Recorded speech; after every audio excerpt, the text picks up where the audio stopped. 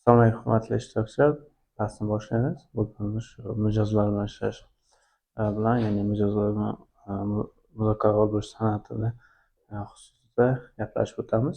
Bu Montes Talking to'xtamlar asosida, ya'ni shu kitob asosida tuzilgan 8 qoida bor. O'sha 8 qoida asosida keltirib o'tilgan. Bu qoidalarni asosiy sababi nima? Odatda xushmuomalalik orqali siz kerakli natijaga erisha olmaysiz. Uni odatda qadrlab olish kerak bo'ladi. Xushmuomalalik orqali, masalan, sizga kelgan ma'lumotlar u foyda bermaydi. Uni qazib olish uchun bizga kerak bo'lgan 8 ta element bor, 8 ta qoida. O'sha 8 qoida asosida ko'rib o'tamiz. Birinchi qoida bu hayotni muhokama qilish. O'tmishga tayanish, ko'proq tinglash, xushmuomalaga elakdan o'tkazish, amallarni kuzatish, ochiq savollar berish, suhbatni boshqarish hamda zudlik bilan tahlil qilish qoidalari mavjud. O'sha qoidalar asosida ko'rib chiqamiz. Birinchi navbatda xushmuomala g'oyani emas, ularning hayotini muhokama qilish kerak. Hop, qazib olishda mening ilovam sizga yoqdimi deb savol bersangiz, o'z g'oyangiz fosh qilish egoizm hisoblanadi. To'g'ri mo'yqalam esa hozirgi kunda muammoni qanday hal qilyapsiz?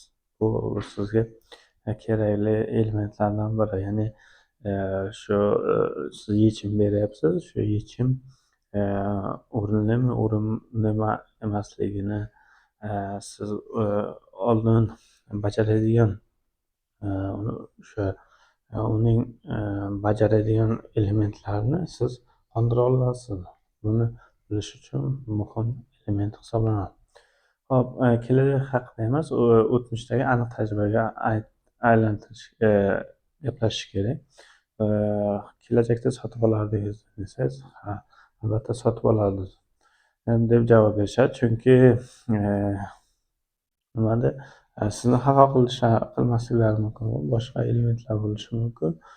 Shuning uchun bu aniq element emas. Undan ko'ra sizga kerakli ma'lumot o'tmishga nazar tashlash.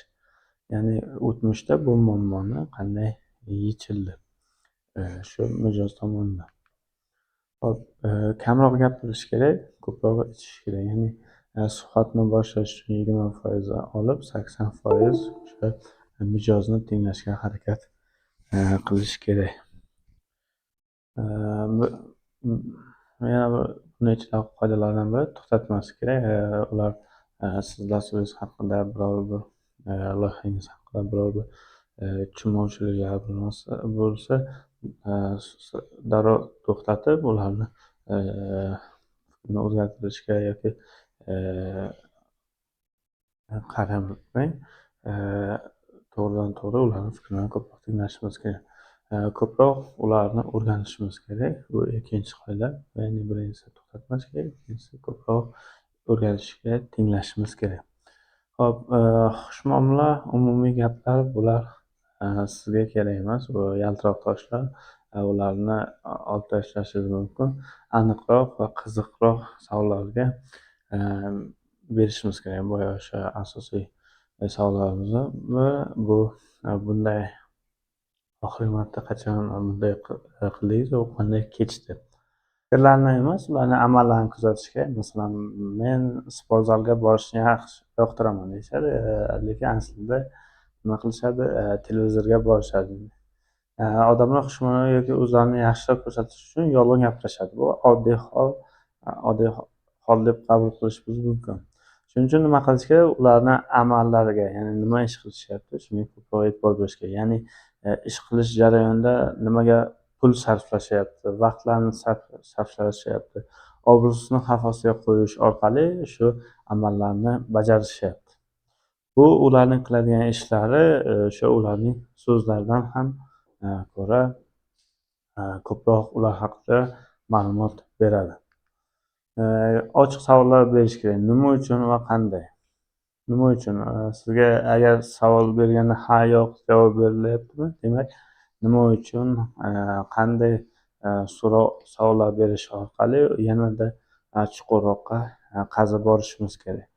Agar ha yo'q desa, bu nima deydi, shu bilan so'rov tugaydi va siz kerakli ma'lumotga ega bo'lmaysiz. Chuqurroq qazish uchun nima uchun, qanday, shu kabi savollarni berish orqali yanada chuqurroqqa qazib borishingiz mumkin.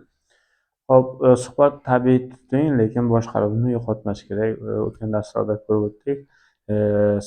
Sizni nimada zaif ko'rsatmas kerak, ya'ni o'zi zaif emas, bu yerda mukofot sifatida ko'rsatishimiz kerak. Hamda rasmiylikdan qochib ko'proq nimada erkinlikka so'rov qilishda, masalan, qahvaxonada tavsiya etiladi. Erkin suhbat va mukofot freymi orqali siz yuqori natijaga erishishingiz mumkin. Hop, 8-qoida natijani darhol yozib oling va tahlil qiling. Ya'ni intervyu jarayonida intervyulardan o'tdingiz, suhbatlashdingiz, ma'lumotlarni tingladingiz. 5 daqiqa o'ylash kerak, yozib olish kerak. 5 daqiqa ichida o'tgandan keyin, suhbat tugagandan keyin va bu yozib olingan ma'lumotlarni kelib jamoa bilan maslahatlash kerak va o'sha kerakli elementlarni o'zgartirish, kiritish orqali mahsulotingizni yanada saqlashingiz mumkin. Bu 8-qoida hisoblanadi. Xulosa, yomon ma'lumotlarni aniqlash va zararsizlantirish belgisi. Bu ajoyib g'oya desa e'tibor bermaslik kerak. Mavzuni ularni o'tmishga harakatlarga burib yuborish kerak. Men albatta sotib olardim. Bular langar tashlash kerak. Oxirgi marta qachon shunday bajardingiz? Jarayonni aytib berishni so'rashimiz kerak. Sizda mana bu funksiya ham bo'lishi kerak. Nima deydi, tavsiya berishadi. Lekin bu ham bo'lishi kerak. Nima uchun? Nega bu funksiya sizga kerak? U qaysi muammoni hal qiladi va u qanday sizga qulaylik beradi va shu kabi savollar berish orqali yanada chuqurroq kirishingiz mumkin. Qazishdan boshlashdan oldin mafhum qismlarini olish kerak. Mafhum qismlari katta xavf tug'diradigan 3 eng muhim farazni aniqlashimiz kerak.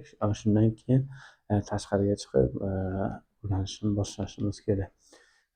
Mijozlar, ularning muammosi bor, sizda yechim bor. Siz mijozga uning muammosi nima ekanini aytib berishga haqli emassiz. Xuddi shunday mijoz esa sizga qanday mahsulot yaratish kerakligini aytib berishi kerak emas. Demak, ular muammo egalari, sizni esa yechim taklif qilishingiz kerak. Bu nimada qulfni yechish uchun kerak hisoblanadi. Binodan chiqing, odamlar bilan gaplashing va haqiqatni qazib olishimiz kerak. Demak, bino ichida o'tirgan holda, demak, startapingizni amalga oshira olmas ekansiz.